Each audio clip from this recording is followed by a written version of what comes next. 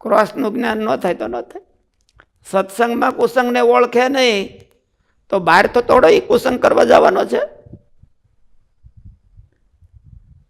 ગબરગંડ હોય અને સત્સંગની દિવાલમાં આવી ગયો તો બહાર એ કુસંગ કરવા જવાનો છે, તો પાર પડી ગયો. એટલે ગબરગંડિયા પાર ન પડે. એને વિદ્યામાં અવિદ્યા આવી ગઈ છે, સત્સંગમાં કુસંગ. કુસંગમાં તો સત્સંગ આપણે બહુ પ્રતિપાદન નથી કરવું, નકર હંધાય દોડે ત્યાં બહાર કે હાલો હાલો બહાર છે સત્સંગ, જઈએ આપણે ને પૂછડા મૂછામાં લઈને દોડે પાછા. પણ સત્સંગમાં કુસંગ, વિદ્યામાં અવિદ્યા. ઇન્દ્રાદિક દેવતાઓ છે એ બધા વિદ્યાના ઉપાસક છે, પણ પંચ વિષયના લાલચી ગણાય. શાસ્ત્રોમાં એવું વર્ણન કર્યું, આપણે તો ન કહીએ કાંઈ, પણ શાસ્ત્રોમાં એને કીધું છે કે બધા પંચ વિષયના લાલચી છે. એટલે નકર યજ્ઞ કરે છે, શતમખ કહેવાય. હો તો યજ્ઞ કર્યા હોય એને ત્યારે ઇન્દ્ર પદવીને પામ્યા હોય, અને એવડો મોટો પુરુષાર્થ કર્યો હોય અને તોય બાકી રહી જાય, કામ પૂરું ન થાય. સત્સંગમાં બહુ આવીને બહુ આપણે પુરુષાર્થ કરીએ, પણ ખૂણે જઈને એક કુસંગનું સેવન હોતે કરીએ. સત્સંગમાં જે કુસંગ હોય એ બહુ મીઠો હોય, ઓલા જેવો કડવો ન હોય. સત્સંગમાં કુસંગ છે એ તો બહુ મીઠો હોય. ઘણી આંબલીઓ છે ને મીઠી હોય, ગળાટી, એની ખટાશ થોડીક હોય ને પછી એનો ટેસ્ટ બીજો હોતે સારો હોય. એટલે સત્સંગમાં કુસંગ હોય એ સત્સંગના ટેસ્ટથી રંગેલો હોય, એટલે એને ઓળખાય તો થાય, તો અવિદ્યા જાય, તો કુસંગ જાય. મહારાજે તો શું કીધું કે જન્મ મરણનું કારણ તો સત્સંગ ને કુસંગ છે, એ કુસંગ છે. કુસંગ હોય ત્યાં સુધી ગમે એવો મુક્ત હોય તો એને બોલું જાય નહીં. એટલે મહારાજ એવું કીધું કે એક તો હૃદયમાં કહે છે, માલિપા કહે છે કે એક પંચ વિષય ભોગવીએ, અને એક ના પાડે છે. એ બેમાં કોણ છે? તો મહારાજ કે આ પાડે છે કુસંગ છે, અને ના પાડે છે સત્સંગ છે. અને એ સત્સંગ જેને દ્રઢ થાય એ જ ભગવાનના ધામમાં જાય. ગમે એટલું પછી આપણે માનો કે બોલા કપડાં રંગીએ અને પોટલી ઘઈ ગઈને તોડી નાખી ધોતિયાને, અને બીજું બધું તિલક ચાંદલો ભડકા જેવો કરીએ, બીજું બધું કરીએ, પણ માલિપાનો કુસંગ જાય નહીં તો માલિપાનો કુસંગ તો ન જાય. પણ કુસંગ બહાર હોય ત્યાં હોતે આપણે મોઢું લઈને બેઠા, ભરાવીને બેઠા હોય તો ક્યાં જાય? એટલે સનકાદિકોનો કાંઈ કરતા કાંઈ વાગ નહીં. સનકાદિકોનું આચરણ ઊંચું છે એટલું તો કોનું આચરણ હોય? એ ભગવાનના અવતાર ગણાય. એનું જે બ્રહ્મચર્ય એને લઈને તે ભગવાનના અવતાર ગણાય છે. અવકીર્ણ રહિત બ્રહ્મચર્ય એટલે ભગવાનને એનો હેતુ કીધો કે એવું બ્રહ્મચર્ય તો એક નરનારાયણ ભગવાન કરી શકે, અને ભગવાન નારાયણ કરી શકે, ને બીજા કોઈ ન કરી શકે. એવા સનકાદિક હતા. તોય આમાં લિસ્ટમાં ક્યાં લિસ્ટમાં નામ આવ્યું? વિદ્યામાં અવિદ્યા. વિદ્યામાં અવિદ્યા એવું નામ આવ્યું.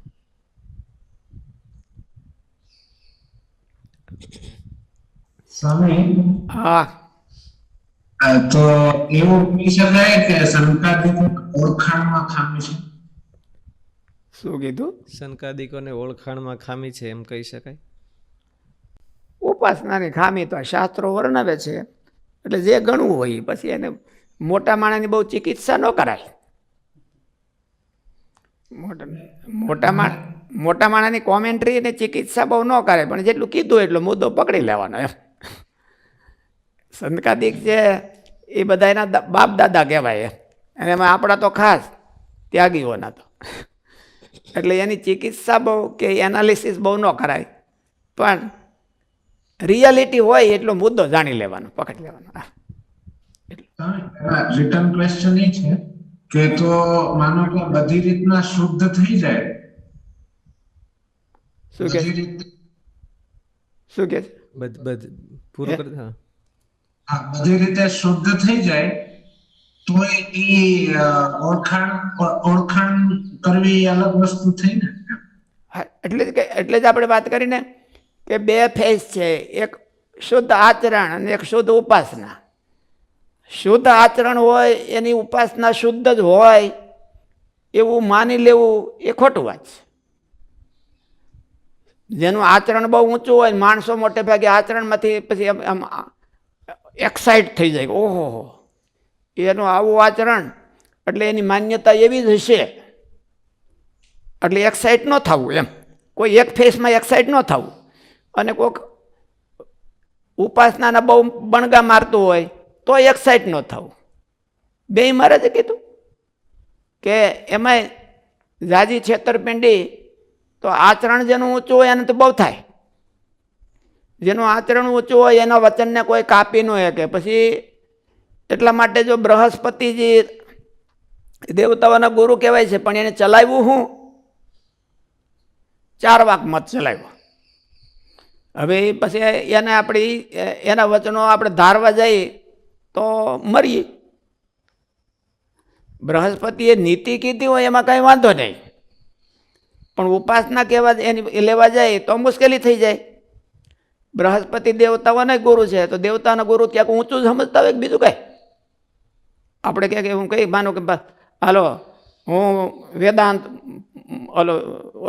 ભણી ગયો ને બધું પી ગયો ને ઓલું બધું, તો હું ઊંચું જ બધું કરતો હોઉં ને કે ન કરતો હોઉં? એવું કાંઈ ન હોય એમ. એટલે એકમાંથી બે માની લેવું, એક વસ્તુ હોય ત્યારે બધી માની લેવી, એ બધી બહુ ભૂલ ભરેલી કહેવાય. એટલે માણસ ભૂલા વધારે પડે છે. અને એટલા માટે અવિદ્યામાં વિદ્યામાં અવિદ્યા એવું કીધું સ્વામીએ. વિદ્યામાં અવિદ્યા એવું કીધું. જે માણસનું આચરણ બહુ ઊંચું હોય અને માન્યતા ગડબડી હોય તો એવું બની શકે, અને માન્યતા બહુ ક્લિયર હોય પણ આચરણ ગડબડિયું હોય એવું બની શકે. એટલે બે માથે ખોટ જાય. એક માનો કે એક આચરણ ઊંચું હોય બહુ સારું, તો માણસો બધા એનો વિશ્વાસ કરે કે ઓહો આવું આચરણ છે, એ આંધળું ક્યાં એનો ફોલો કરવા જેવું હોય ને, એટલે રોલ મોડેલ બનાવી લે. એને રોલ મોડેલ બનાવી લે તો મરે, બીજું કાંઈ ન થાય. એને વિદ્યામાં અવિદ્યા કીધી, અને બહુ વાતું બહુ ઓલી ઉપાસનાની ચોખ્ખી કરતા હોય પણ આચરણનું ઠેકાણું ન હોય. એટલે એ જોડાણા છે ક્યાં ઘણી વખત તો આમાં તો મગજ ભમી જાય એવું છે. વાતો બહુ ઊંચી કરતા હોય, આચરણ બહુ ઊંચું હોય, અને નોખો ચોકો લઈને બેઠા હોય તો એ પાછું મુશ્કેલી. એટલે ક્યાંથી ટ્રેક બદલી જાય એ કાંઈ ખબર પડતી નથી. ટ્રેક બદલવામાં ક્યારેક આપણને ખબર ન હોય. એટલે આમાં એવું કીધું ને કે જરા જરા સુકાન મળી જાય 200 ગાઉનું ફેર પડી જાય વહાણમાં. આમાં તો રોડ ઉપર બાય રોડમાં તો ન જાય, પણ ઓલે પણ રોડ ન હોય ને એટલે થઈ જાય એવું એમ. એટલે આ મોક્ષના માર્ગમાં રોડ જ નથી પાકો રોડ, કે આ જ પાકો રોડ ને અહીંયા હાલવું એવું. હવે પોતપોતાની મેળે બનાવી લે કે આ આપણો પાકો રોડ, એટલે તકલીફ થઈ જાય. હા હા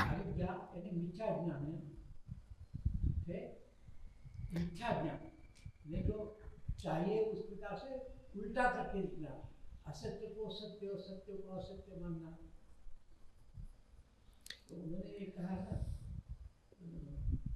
जब दुख को सुख माने अविद्या, हाँ सही। ऐसे लोग में मिथ्या ज्ञान है। अभी जो बात हो रही है वो क्वालिटी को क्वालिटी नहीं मानना, नई क्वालिटी है उनको क्वालिटी मानना, उनकी बात हो रही है। वो अविद्या 4 फील्ड में होती है। सत्य को असत्य और असत्य को सत्य, शुद्ध को अशुद्ध और अशुद्ध को शुद्ध, वही वही रहता है। लेकिन इधर एक ही बात है कि सुपर तत्व कौन है। उपासना की बात जब होती तभी सुपर तत्व की उपासना उपनिषदों ने बताई है। हमारे उपनिषदों ने सुपर तत्व की उपासना करनी चाहिए। जो सुपर नहीं है उनकी उपासना नहीं करनी चाहिए। तो सुपर तत्व कौन है? तो एक नारायण ही है। नारायण के सिवा दूसरे सब तत्व उनके अंडर में आते हैं, वो सुपर नहीं है। तो सनकादि को, ये भागवत वगैरह शास्त्रों में ऐसा बताया है कि सनकादिकों को विराट नारायण की उपासना है। तो विराट नारायण है, वो नारायण के तुल्य नहीं है, तो उनका ये सुपर नहीं है। सनकादिकों का आचरण है, ऐसा आचरण जगत में कोई का नहीं है सिवाय के नारायण।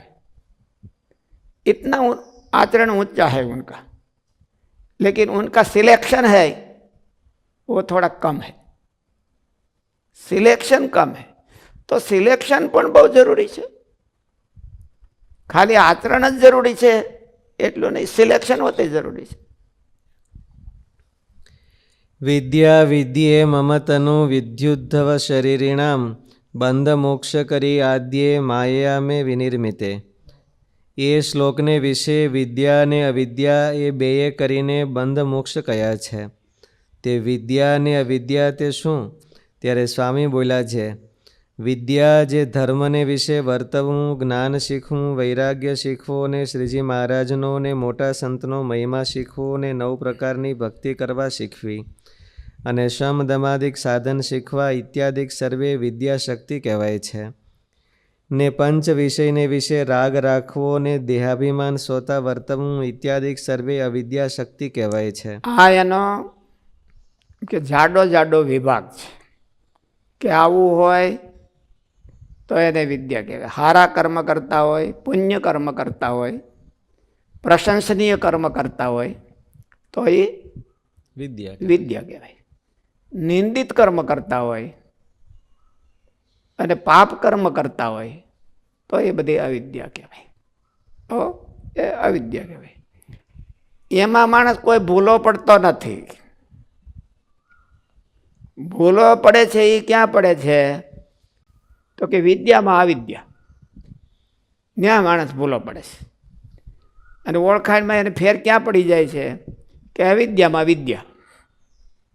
ક્યારેક બધે આ ગોપીઓ જેવું પાત્ર હોય તો એમાં ભૂલા પડી જાય માણસો, પણ મોટે ભાગે એમાં બહુ ભૂલા નથી પડતા। ભૂલા આમાં પડે છે કે વિદ્યામાં અવિદ્યામાં આખું જગત ભૂલું પડી જાય છે। સારા કર્મો દેખાતા હોય, થોડાક આચરણ થોડુંક જ ઊંચું દેખાતું હોય તો એમાં સર્વસ્વ માની લેવું અને મોક્ષનો માર્ગ માની લેવો કે મોક્ષના ભોમિયા થઈ ગયા એવું માની લેવું, એ વિદ્યામાં અવિદ્યા આવી જાય છે। એટલા માટે